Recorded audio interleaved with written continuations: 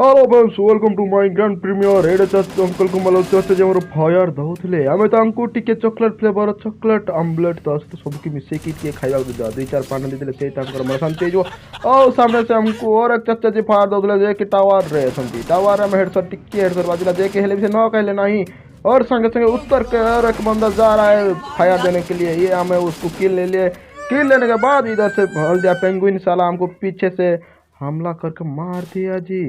और हमारा टीम देखो तो बहुत तेजी से फायर बुया लेने के लिए मैच लास्ट जोन का फायर फाइट था आ गया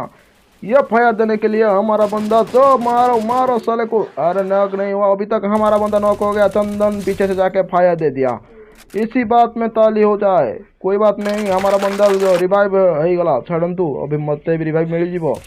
रिवाइव मिलला पर अपन देखो तो हमारा मैच तो बुया हो गला तिकी रे कौन कहबा।